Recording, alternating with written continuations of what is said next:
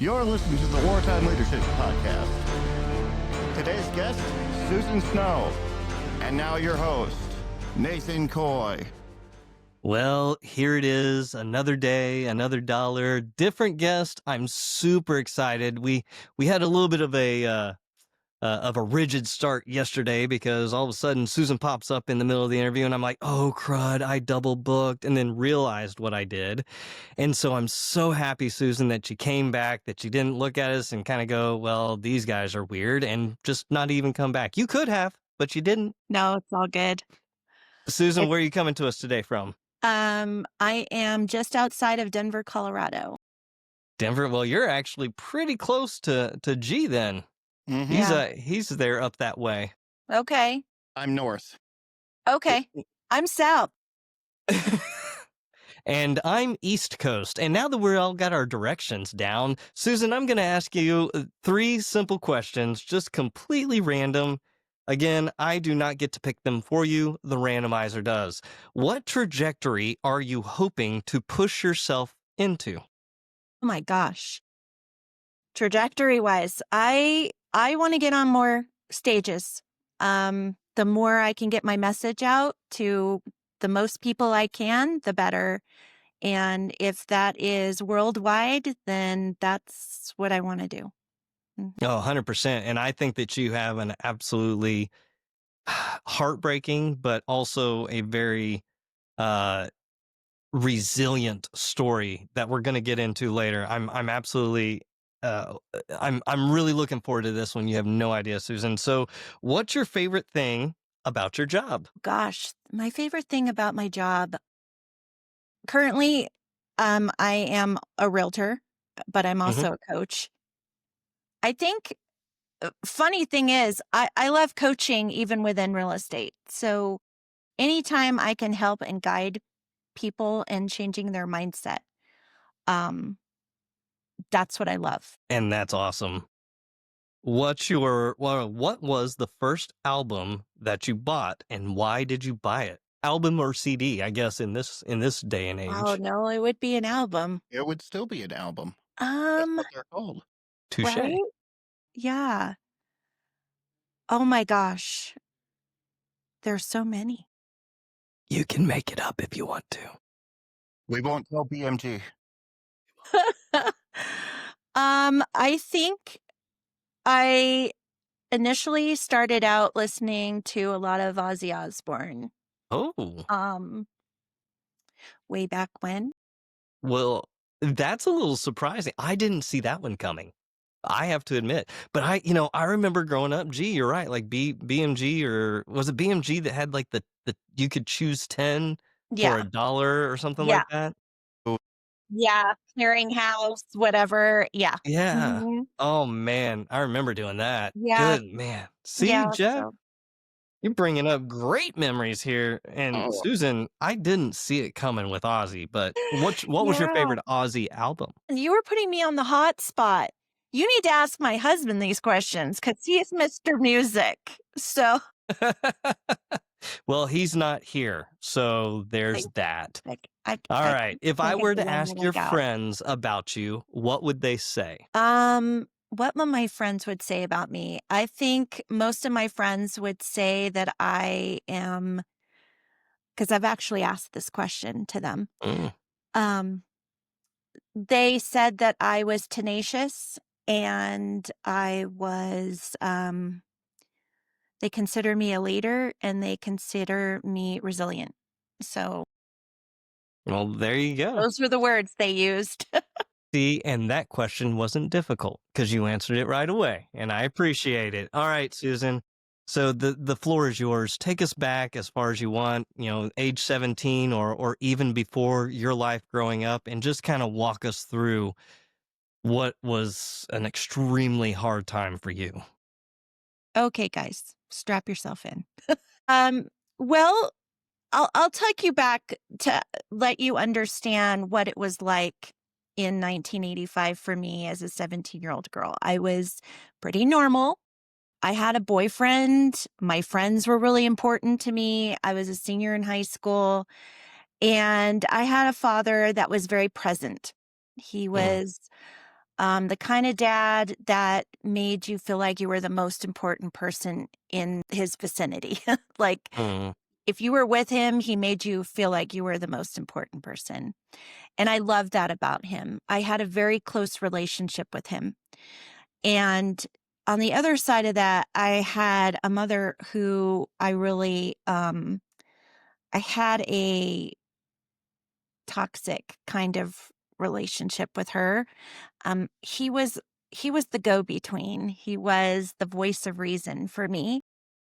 So, he, that was really important for me to have that support system. Not to mention the fact that he was a detective. When I was younger, he was a cop. He was a street cop. And there was always that feeling of, could something happen to dad? He's out on the street and there's, bad guys out there as a child would think. But as soon as I got older and he became a detective, I had this false sense of security. And I thought, he's a detective. He's got a desk job now. He comes in after the fact. So he's never going to be in danger. That was my mindset. And unfortunately, that all changed on Halloween night of 1985. He was a lead detective investigating this robbery ring. And that day he went to testify in that case. And I was hoping and praying to go to a party that night. And he'd already said no because it was school night. And so the plan was that he was going to go pick up my 6-year-old brother from school and come home. And my mom would be home by then. And then I would try to get them to say yes to go to this party. Of And course, so, you gotta play them against each other a little bit. yeah, I mean, you're yeah, yeah, 17 years old. for sure. A little manipulative. I get it. But I was getting ready for the night and getting my costume on. My mom had come home. She got her off and the phone rang. And I immediately assumed it was for me, a friend calling or whatever. I ran to the phone and it wasn't for me. It was a lady from my brother's school. And all she said was that there was a drive-by shooting and my dad was involved. Wait, this is a woman from your brother's school.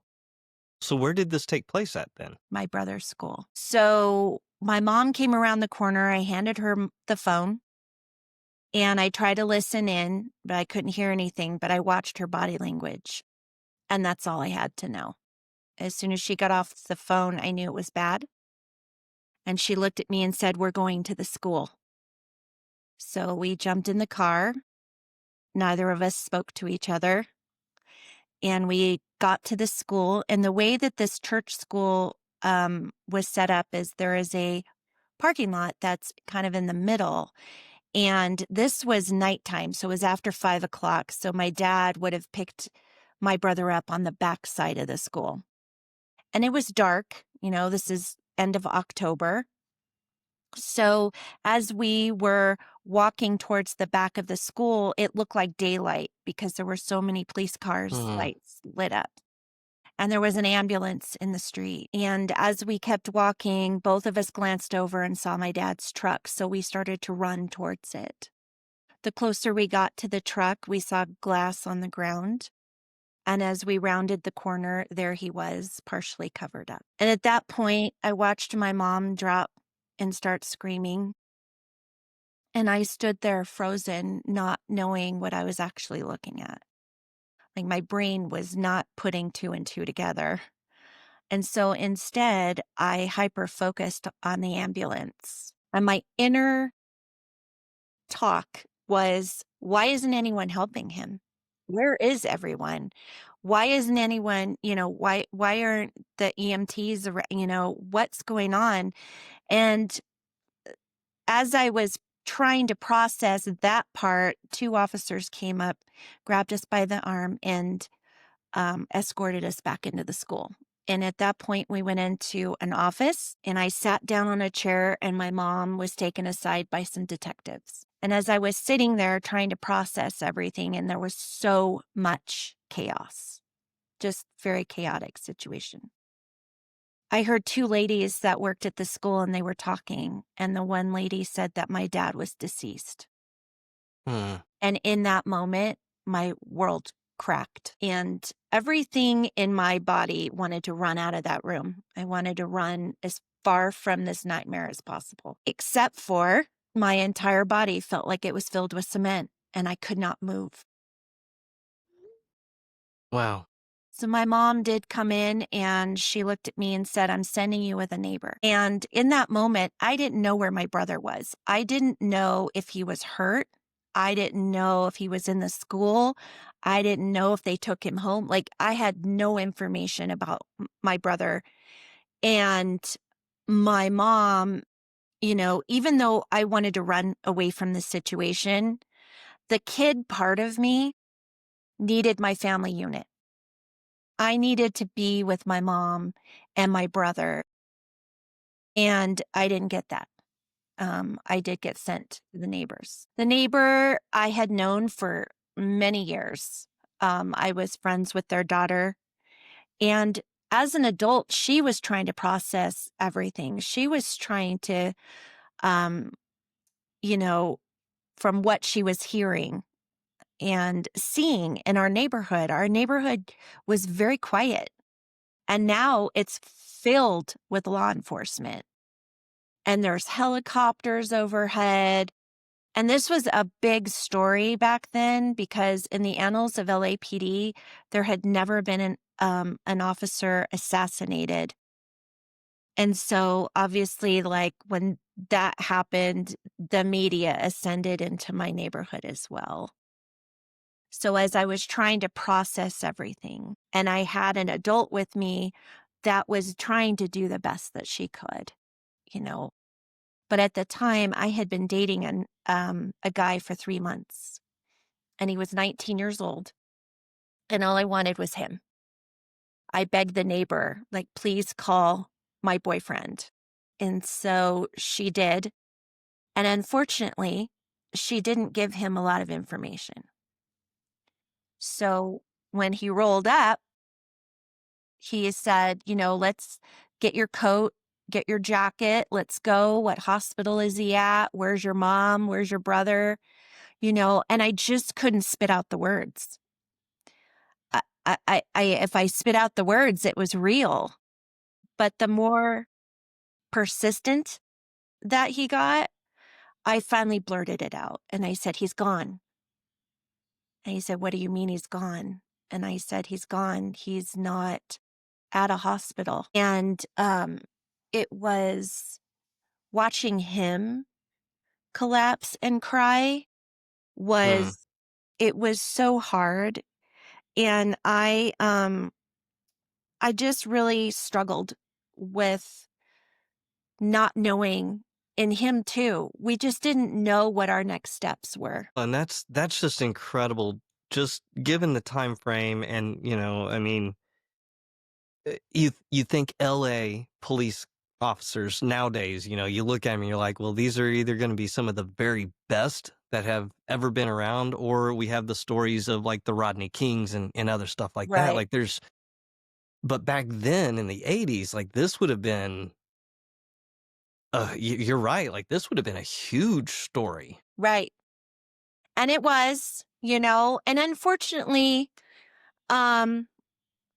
we didn't know that, can you hold on 1 minute? I'm so sorry. Matt, I can hear you. Anyways, sorry. I'm so sorry. So anyways, yeah, I mean, we didn't know what to do. I didn't even know what time to go back to my house, nor Yeah. did he. And we didn't know that we were, at the time, unbeknownst to us, that we too were targets. Mm. So, when I did go back, I had so much police presence in my backyard, in my front yard, in the helicopters. There were people I had no idea who they were in my house. And as I walked in, I could hear my mom in the background, but nobody really greeted me or, figured out who I was. So I took the opportunity to do what a kid does. And I ran into my room and hid with my boyfriend. And we just hid in there. And because at that point, I didn't want to answer any questions and I didn't want to talk to anybody. Well, it's I like you was said, trying putting to words to process. it. Yeah. The way you said it was putting words to it made it real. And so the less you had to speak about it, the less reality you had to live out. And I think that we want to cling to things that are known and common to us Mm-hmm. in moments like that. Yeah. I so how did I kind of want to look at a bigger overarching on this? How Uh-huh. did you or how did the individuals that were doing this robbery ring find out that he was looking into him, that that's where he would be on that night, or were they just following him in general? Yeah, this was a planned out assassination. They followed us for 3 months prior. So he actually, in a part, was investigating his own assassination. Um, the main man that was the trigger person, um, he was out on bail during his trial, which gave Mm. him opportunity to lay in wait. And it was, like I said, it wasn't anything that had ever happened before. It would be as crazy as Columbine was, like just affected such a huge amount of people, which in it itself was difficult as well because I didn't get to grieve privately. And even my friends didn't know what to say to me. They were afraid to say the wrong thing, that I would break into a million pieces. Um, the adults the same way. And so I really didn't have a lot of support system in that, my boyfriend, because he was going through it with me, was really the only one that was able to talk me through things and just be supportive. Um, Talk to you like a person instead, yeah, you know, exactly. yeah. And even though, but there were times like when you are starting to have the PTSD kick in, and it happened almost immediately, along with the shock of everything. And the feeling of being pushed aside and that I was not important in this scenario. And the reason that happened was because the last thing my dad did on this earth was save his son. He told my brother to duck down in the truck and saved his life. And so my brother was not physically hurt, obviously emotionally and mentally, but not physically hurt. And so, I didn't get to see him until about 11 o'clock the next morning. I could hear him crying that night in his room. So I knew he was home and I knew he was physically okay. He wasn't at a hospital or anything. Um, but I had nothing left that night. Like I had nothing.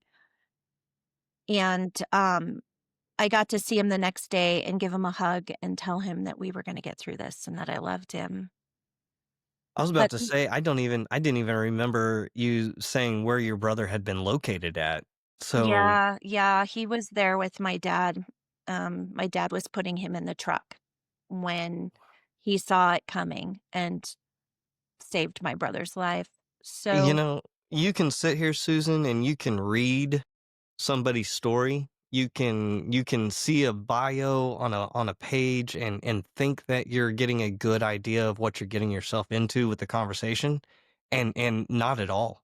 I think that you have just leveled my train of thought just simply because of That's it's a very simple phrase to say, but putting words to it made it real.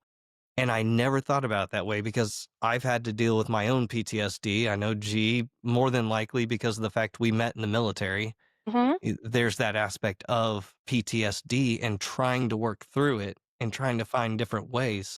I didn't even know. I mean, if you think about it, in the mid 80s, maybe not because you're young, but I um was born in the 70s. Thank you very much. oh, okay. Well, okay. So in the 80s there was no talk of mental health. Mm-hmm. There were no resources for kids. And there was very little known about PTSD. And in fact, back then it was called shell shock because it was attributed to people coming back from the war, right? And then it turned into battle fatigue Yeah, and post-traumatic stress right, disorder, and then they dropped the D. right. Yeah, little I hate the familiar. D, Yeah, just so you know. Um, not a s- fan. yeah, I'm not a fan. But yeah, I mean, in all the things that were going on with me, we had this police presence for 6 days because they didn't find the men involved for 6 days. And so I had bodyguards. I mean, I had gone from being this normal teenager to this. And that in itself was traumatic. The fact that the media didn't even acknowledge that he had a daughter for 2 days was hard on me. Um, because I had 17 years with this man, and I had a special relationship with him, and now he's gone. My sense of security is gone. My voice of reason was gone. Everything that he was for me as a father was gone. And so just trying to navigate through all of this stuff and not knowing how to do it and not having adults around me that knew how to help me do it. Um, and I was not sleeping. I was having panic attacks because the anxiety started to happen. Um, Deep depression. I had suicidal ideation and I didn't know what it was. I just knew that I didn't want to be here and I wanted to be with my dad. And I didn't care how that happened. And all of this was going on and my mom kind of turtled into herself. She did her own thing and she was dealing with her own pain and her own stuff in her own way. And so I struggled and I thought at the time my mindset was if you see someone like a therapist or something like that you're nuts, like you're just crazy. Mm-hmm. And after everything slowed down, after the funeral and everything, they caught the men and everybody, it had slowed down, people had left. My mom came to me and she said that LAPD was wanting to pay for therapists for all three of us. And in that, I was like, well, I don't know the first thing about therapy, but my mom voluntold me that I was going. And at that point, when you're living in that fog, when people push you in a direction, that's the direction you go. Definitely. Yeah. So I said, okay, I'll go to therapy. Maybe this is the one adult that will help me, feel better, And I met with this gentleman and unfortunately, in hindsight, he was not trauma informed, nor was he trauma competent. Um, he would not dip his toes in the weeds with me.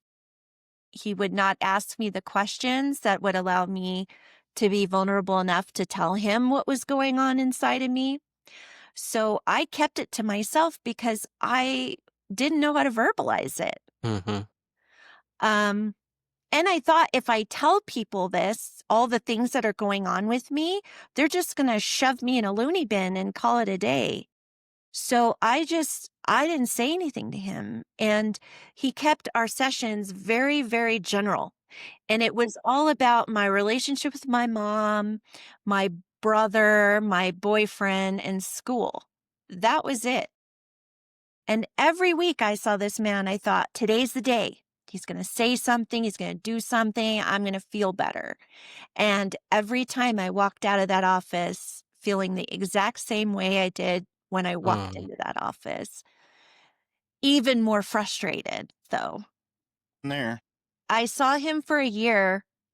And at the end of the year, he looked at me and he said, Susan, you're a well-rounded young lady and you're going to be fine for the rest of your life. And I don't need to see you anymore. I walked out of that office thinking, okay, I've snapped. I'm crazy. All this stuff, this feeling out of control is something I'm going to deal with for the rest of my life. And I'm just going to have to figure it out. Mm. And so what I ended up doing is creating an emotional mask. And that mask was built out of what people told me I was. So when people said, Susan, you're so brave. Susan, you're so strong. That's what I hid behind. I was a complete turmoil inside. And I would not allow anyone on the external to see all that. So they saw the strong Susan and they saw the brave Susan. And they never saw the Susan that didn't want to be on this earth.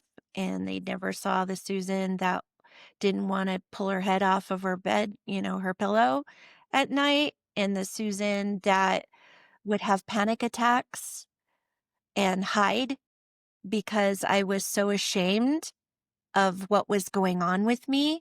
And I didn't want anybody to see me go through that. And I kept a lot of it from my own boyfriend, and that was in fear of he'd hightail it out of there, Yeah. And They most don't guys would understand. have. So, Yeah. Most yeah. 19-year-old guys dating a girl for 3 months would have hightailed it out of there. That is a lot for a young man to handle. How long Definitely. were you all actually together? We're still together. Oh, wow. Well, 40 years later. oh Yeah. my gosh. Yeah. Well, then at least you know that if he can see you at your worst, Yeah. you know. He has. Well, so you said that your dad was the one that you really kind of had that relationship with, that everything was kind of centered around who he was as an individual, but then you said about your mom that it was the toxic relationship. Yeah. So what happened post your dad's assassination? What happened after? Well, it was actually before and after, my mom and it's taken me many, I literally just learned this about my mom and about the situation. And basically my mom is a covert narcissist. And I didn't recognize the abuse as a narcissistic abuse, but it was. And I'm moving through that right now. But when I say she turtled into herself, and there's no blame there. Um, everybody deals with their trauma differently, right? Mhm. And some people choose drinking and drugs and self-destructive behavior. And my mom chose to drink as a coping Mm. mechanism. And again, there's no blame, there's no judgment in that, because everybody deals with their stuff differently. But it exacerbated the abuse. Mm. And so, and I didn't have my dad there to be my voice of reason, and so after my dad was killed, our relationship really tanked. Because in the time that I needed my mom to step up and be a mom, she chose to step up and be into herself. Mm.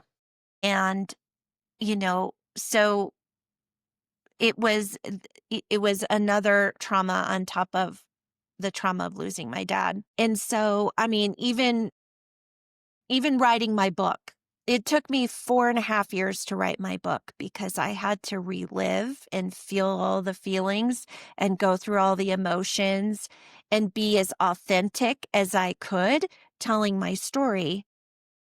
But in telling my story, I had to tell hers too. Mm. So, that was not easy. Don't doubt that. But, the one thing I can say is I lived in fight or flight for 14 years of my life. I lived behind that mask for Yeah. 14 years of my life. And we got to the point where we had gotten married. Now we have 2 children, small children.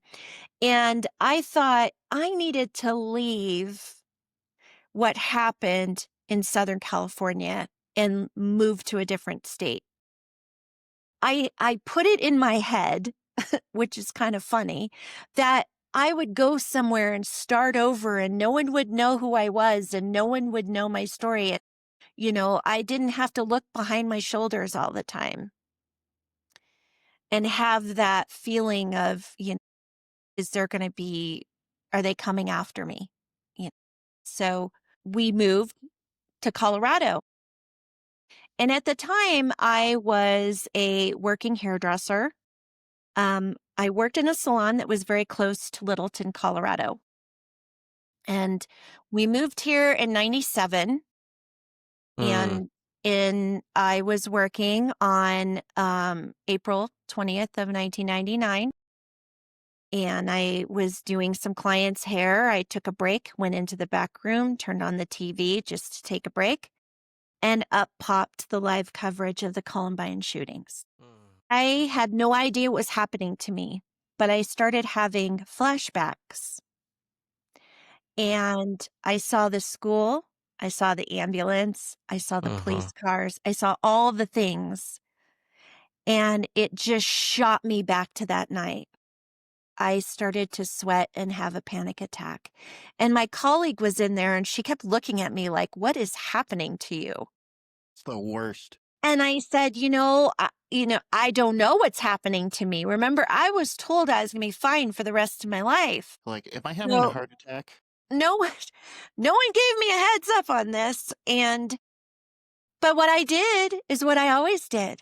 I put that mask back on and I went out. Yeah, really good at it. It's what I was good at.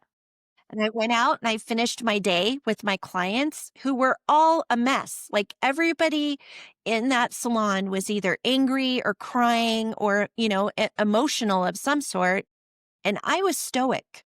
Yeah. I kept telling myself, this has nothing to do with me. Why am I getting so upset? I don't have kids that go there. I'm going to feel better tomorrow. And I finished my day. Kicking the can down the road. Yeah. I left the doors of my salon and walked to my car and everything flooded back.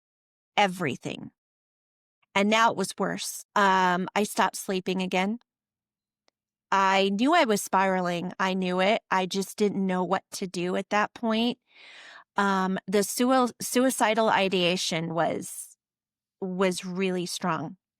And I was really struggling because even though I didn't want to be here and I didn't want to feel this pain anymore, I was now a mom to babies that needed me. Mm. And so I had this internal struggle in my head. And the smart man that my husband is, he saw it, he recognized it, and he met me at the door one day and he said, you have 2 choices. You either go get help right now, or I'm putting you in a hospital. And at that point, I was terrified. I put up that white flag. I surrendered. I said, okay, I'll go make an appointment with the doctor. And I made an appointment that day. I went and saw a physician who put me on antidepressants because that's what they do. And then he handed me a business card of a trauma therapist. he said, I want you to make an appointment with this therapist. And I literally laughed in his face. And I told him, I said, I tried this 14 years ago and it didn't work. So what makes you think it's going to work now? And he looked at me and said, you really don't have a choice. Yeah. And I said, okay.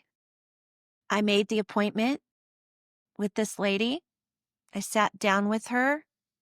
And in the first 3 minutes, I knew it was different. She was finally asking me the questions that I had longed to hear. Isn't that terrible when you first find something, you're first trying it out, you're still skeptical about that, and you have a bad experience. You're like, well, that was worthless. And you don't do it again because you're like, well, these guys are all quacks. Yeah. And then This you was point the fingers in the other directions of right. everyone else of why can't you all get it right? And we went through this with our son, and I love the county that we live in. The county that we live in has actual trauma centers with trauma special, people who Nice. specialize in traumatic events. And I absolutely love it because we're sitting there going through the same kind of counseling together and not realizing that, wait, they're talking to me. Like, why are you all talking to me about this? Because they realize, that there was a deal. Yeah. But it's And good it that your husband loved you enough to find you there. he did. And, this woman, uh, as I was sitting there and I realized oh my gosh, she's asking me these questions and I feel safe with her. I felt a sense of safety, which allowed me to be vulnerable. It allowed me to tell her what I went through at 17 years old and what I was currently dealing with. And she sat and she listened intently. And she looked at me and she said, Susan, everything you've gone through since you were 17 is normal because you have PTSD. And I kind of looked at her weird, wait a minute. I didn't go to war. I'm not in the military. What are you talking about? And she said, no, what you need to understand is that anyone who experiences any kind of trauma can also experience PTSD. But what you need to know is that it's not something that just goes away. It's something you learn to manage. And in that moment, I was like, I'm not crazy. I can heal from this. I had so much hope in that very Mm. moment that, I always describe it like the sky opened up and rainbows shot out because I finally had answers to all of the craziness that I had felt all those years and was currently dealing with. And I was just grateful that I finally found my person Mm. that understood my type of trauma and would be able to lead me down that road of healing, so but she had her hands full because I was dealing with a lot of things and she didn't want to throw the kitchen sink at me either. I was very lucky. She was one of those therapists that was ahead of her time. She was doing a lot of research on modalities that weren't really utilized at the time. And I was kind of a little bit of a guinea pig, which I was grateful for. I'm glad it worked. It did. But the one thing and this is funny because when I tell people this, most people understand it now, but back then, in the 90s, they didn't understand how important the little things are. So for her, she was asking me, what is the one thing right now that we can tackle that you're really struggling with right now? And at that moment, I wasn't sleeping. And that if you don't get rest, it exacerbates all of the mental things going on. Mm-hmm. So she said, okay, we're going to tackle the sleep thing. And she asked me, she said, have you ever journaled before? And I kind of looked at her funny, huh? And she said, well, people do journaling in different ways. Some people write, some people use art, and some people use music. Now People podcast. But she said it's a way to get all the stuff that's swirling around in your head out. And so she said, "What's your flavor?" And I said, "Well, I write." And she said, "Great. Take a pad of paper and a pen, put it by your bed. Before you go to bed, take all of the stuff swirling around in there and put it on the paper." And she said, "Susan, you don't have to worry about punctuation. You don't have to worry about That's where, in my case, spelling. which Yeah. is good because I would Penmanship be, right here. yeah, I would be all about that. Like, I would be like, "Ooh, did I spell that right? Is that a run-on sentence?"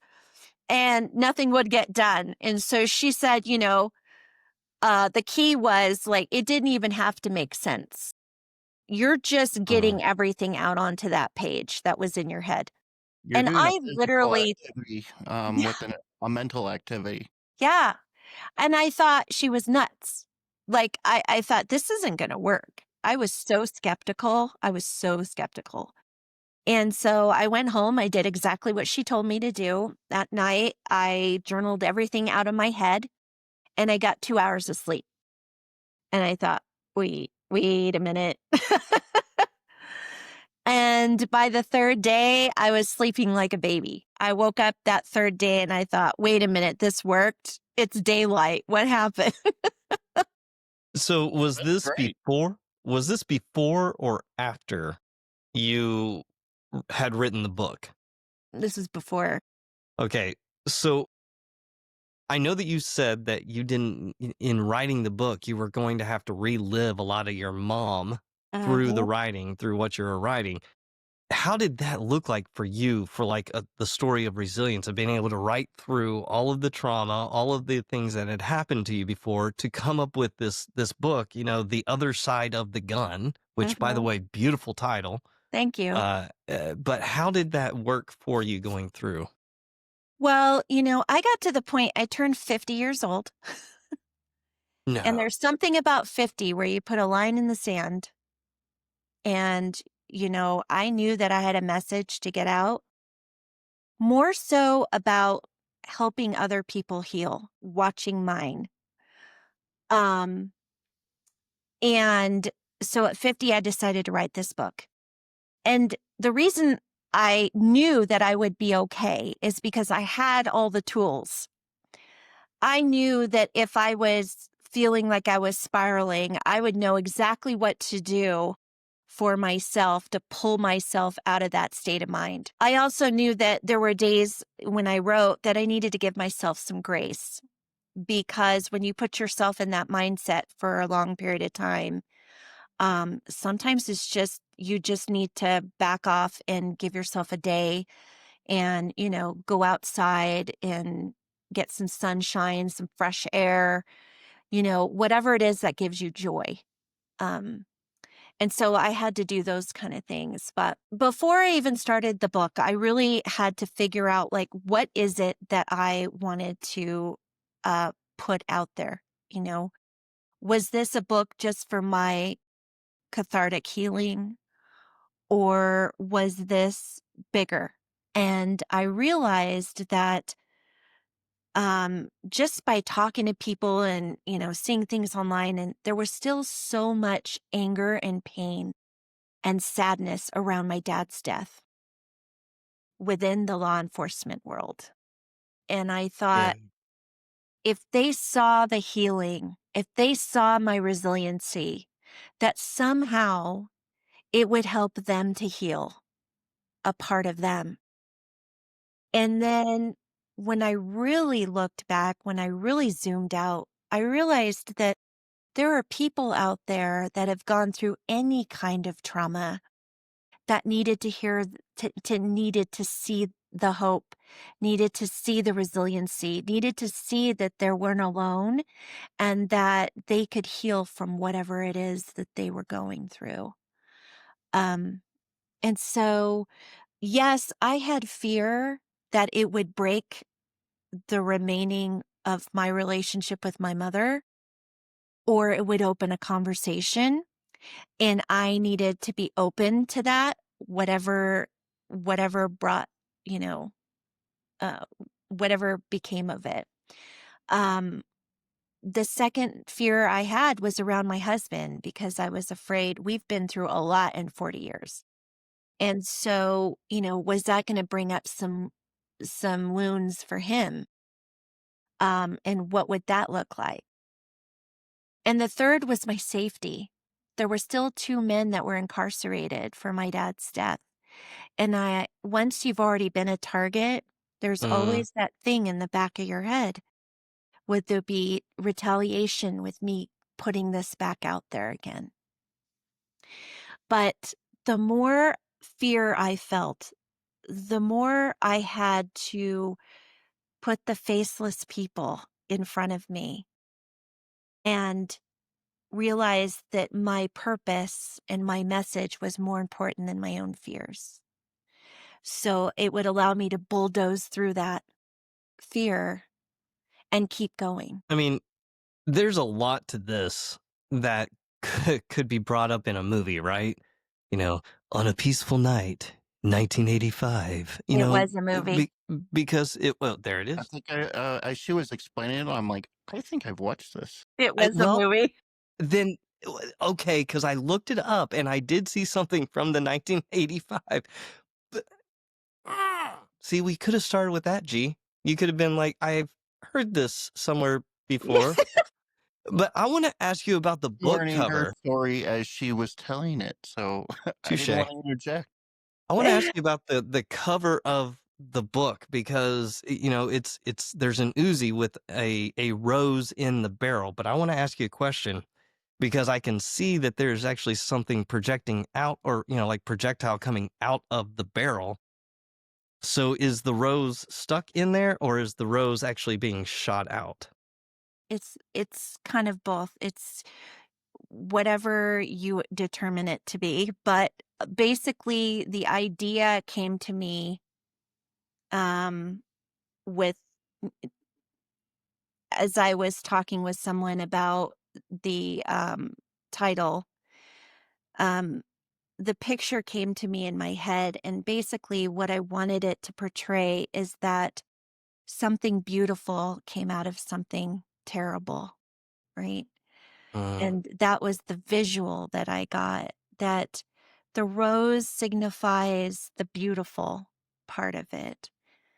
Um, but getting to the beautiful part, if you see the leaves of the rose, the petals of the rose are, they're falling and there's blood as well. It's a reminder that we all have to do the work in order to heal from our trauma. Definitely. But when you do, something beautiful will come out of that. And so that was what signified for me, was that visual of the front of the book. Also very metal of you. Oh my gosh, my daughter would love to hear that. Your mom's metal, man. Hey, I think we Can't lost hear you. you. Yeah. Because when I cough, I don't like to be recorded when I do, and then I forget sometimes that I'm Got being it. recorded. Oopsie. Yeah. The book is The Other Side of the Gun. Susan Snow, the author. We will put the link in the publication, so all the art will have the link to be able to go purchase this book. I think it's going to be a good read for me to be able to walk through the trauma side. And I know that sounds weird to be able to say, but having somebody in my household who has been through a lot, it would probably help open up the eyes to people to be able to see and to hear and to be able to understand. And somebody who's been through PTSD, been evaluated for PTSD, talked to a counselor, not by my own will, but because somebody dragged me there, which, partially I attribute to saving who I am as a person in all aspects. But this podcast, we like to focus also on spiritual resilience. So I always ask people, how do you define spiritual resilience?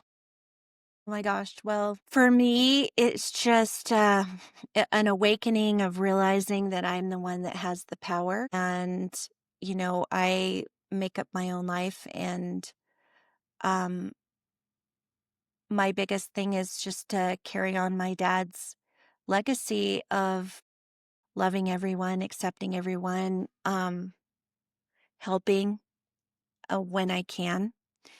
And I feel like as human beings, that's important for us to do. And I follow the universe. I follow the universe in whatever direction the universe sends me. Whatever source tells me, I go. And so I feel like I'm the messenger. And the message is not all mine. And Okay. I am just the messenger. So final question from me, and then G, I'll throw it over to you if you have anything to wrap it up with. Let's go back to 17-year-old you. Post-traumatic event. What advice would you give yourself looking back? Well, I get this a lot. I would tell her to allow people to help her, to know that she's not alone, and there are people out there that care and that will give you the support that you need. And sometimes you just have to look for it. Sometimes it shows up, but it was funny because I just had this conversation with someone and they asked me that question and they said, what would you do to her? Or what would you give back to your 17-year-old self? And when I thought about it, I thought I would give her the biggest hug, and let her know that she's not alone and that she's going to get through this. As hard as it feels, as terrible as it feels, that she will get through this, so. Well, the book is The Other Side of the Gun, My Journey from Trauma to Resiliency. Susan Snow, thank you so much for joining us to have this conversation. It's got to get easier, I would assume, over time, but Yeah, it thank does. you so much for walking through what that looked like for us. Well, thank you so much for having me. And I really hope that people do know that when you do take your chance and you walk through your healing journey, what you're doing is you're taking your power back from that person or that thing that hurt you. And that's the most important thing that you can do for yourself. There you go. G? All right, like and subscribe us on all social media platforms. Go to wartimeleadership.com for all latest episodes and merch. Till next time, peace.